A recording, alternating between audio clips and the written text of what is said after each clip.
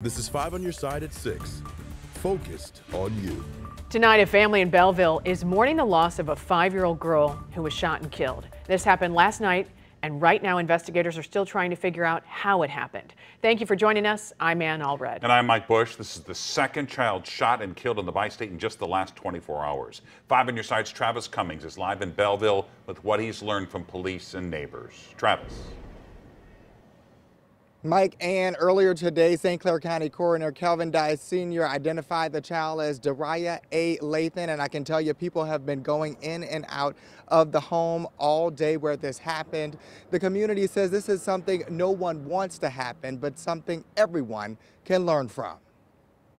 It's just a tragic situation all around. Toppled toys lay in the yard outside the house where police say a 5-year-old girl, Dariah Lathan, lost her life to a gun. My wife, was having a hard time with it yesterday because she was really sad about everything that happened.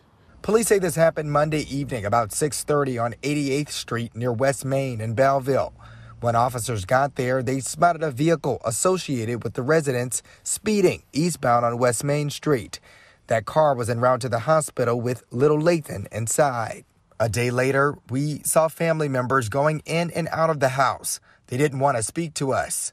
A few neighbors told us off camera how sorry they were for the loss and that it was refreshing to see a young person playing outside sometimes. How did they obtain the weapon? Better weapon safety? That's on the mind of a lot of people.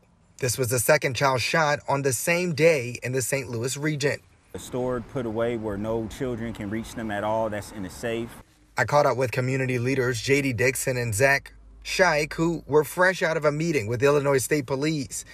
They're making sure community members have a relationship with police and believe gun violence is stirred by systemic issues. They're already making adjustments and willing to hear out somebody who's in the community like myself that wants the results that they're going for, safe community.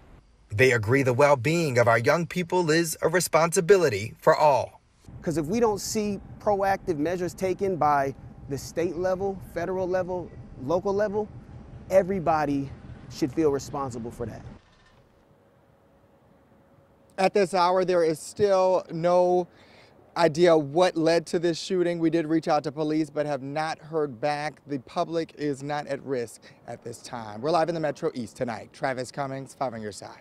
A 7-year-old boy was shot and killed in Berkeley just hours before that girl in Belleville died, and tonight his grandfather is facing charges. It happened around 10 yesterday morning on Larry Lane. Walter Macon told police he was loading recording equipment in his truck. He left his grandson alone in the front seat for 5 minutes. Darnell Macon got a hold of his gun that was in between the seats and accidentally shot himself in the head.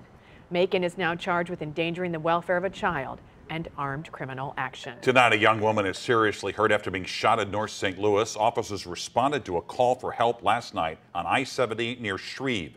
The woman told police she was shot by her child's father and was thrown out of the car.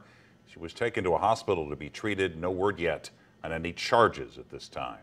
Tonight, there's a new, safer option for parents to leave their newborns if they're unable to take care of the child. It's called the Safe Haven Box, and it's the first and only one in the state of Missouri.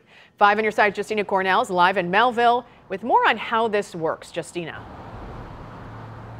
Yeah, so this box is at the Firehouse Station number 2 off of Telegraph Road. We're told this box was placed here on purpose.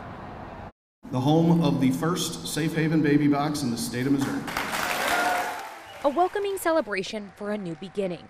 The Show Me State showing up to see the state's first Safe Haven baby box at Melville Fire Protection District Station 2. Mother in crisis just walks up to it, opens the door, places her unharmed newborn inside, 30 days old or less, child has to be, shuts the door and she walks away. Babies are usually picked up right about 2 minutes. That's pretty common. 3 alarms go off notifying crews. The door actually locks on the outside, not to, to deter mom, but it's to protect baby. And so once baby's placed inside, the baby's locked inside until the firefighters come from the the inside of the building, the baby box, open the door and take the infant out. An assessment is made and then the infant is taken to a local hospital. State Representative Jim Murphy sponsored the legislation to allow these boxes, which became law in 2021. This is my district. The Melville fire chief says the box was placed here on purpose. We wanted to make sure that the box was in a place that had a lot of traffic, because this will be broadcast out, the location of the box. And this was a natural fit. We also wanted to make sure that we could assist with the climate control. So if you notice, the box does go into an interior room in the firehouse. Missouri's Safe Place for Newborns law protects parents from prosecution, but the chief believes there could be hesitation. We've had safe haven laws on the books for years. It's the anonymous portion of this program, I believe, that makes it so powerful. People don't want to be judged. They don't want to be shamed. And for the founder, Monica Kelsey, her purpose was powered by her pain. Now she wants others to have a new beginning. When you take your story and you take your pain and you put those two together, you can make it into something amazing, and that's what I've done. You know, I was abandoned as an infant back in 1973, and my birth mother didn't have any of these resources. And so today I'm on the front lines of a movement.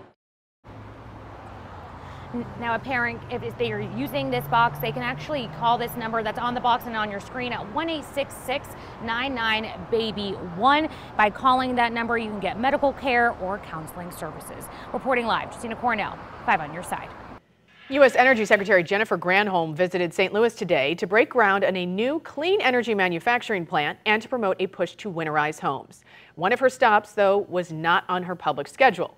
Our political editor, Mark Maxwell, tracked that down. Mark. Secretary Granholm is the second member of President Biden's cabinet to visit St. Louis in the last 2 weeks, but stopped to promote his infrastructure investments and their impact on union jobs or cheaper utility bills. However, the TV cameras weren't invited when she visited the federal government's dumping grounds for radioactive waste. Hope Missouri's feeling the love. Energy Secretary Jennifer Granholm promoted an American manufacturing renaissance to compete with Chinese battery manufacturing and curb pollution in the air. We are going to reduce our CO2 emissions. But she faced questions about pollution the federal government left in the ground after a manufacturing race of a very different kind. There is no doubt that we have to clean up these sites. People living near Coldwater Creek experienced elevated rates of cancer in the aftermath of the U.S. push to build the atomic bomb in the Manhattan Project. So we've got to make sure that people feel safe. And that's why transparency, a sense of urgency, and working with the community so that they understand the testing that's being done and the remediation that's being done. Do you plan to visit any of the affected people while you're here in St. Louis? I'm hoping to visit, if schedule permitting, one of the sites that we have been active on, Department of Energy. Granholm left the groundbreaking site of an electric vehicle battery manufacturing site Tuesday morning to take a tour of radioactive waste dumping grounds alongside Congresswoman Cori Bush. And we're talking about people who are directly impacted, some of whom are sick themselves, some of them who have cancer, some of them who have buried friends. Dawn Chapman has long been one of the most persistent advocates working to draw the attention of the federal government and went there to try and see her. I'm going to try and talk to her real quick about the legacy that her agency has left across this region. But Chapman says she was turned away. Why not meet with the people affected? Do you think they deserve an apology from the federal government, from you? Well, we went to Weldon Springs, and in fact, Congressman Bush was with me there to be able to see that particular site, which is the site that DOE is primarily responsible for. And I know that Congressman Bush brought the community with her in her backpack because she had just met with them as well and wanted me to hear from her what the concerns were. So this was my introduction, if you will, to the situation here, which is serious and which the federal government is taking seriously and is going to continue to take seriously. Congresswoman Bush described their conversation as the most productive one they've had yet, but wasn't quite ready to share those details with us. Chapman said she was in contact with Congresswoman Bush's office and that she's still eager to meet with Secretary Granholm, even if that means traveling to Washington, D.C. to do it.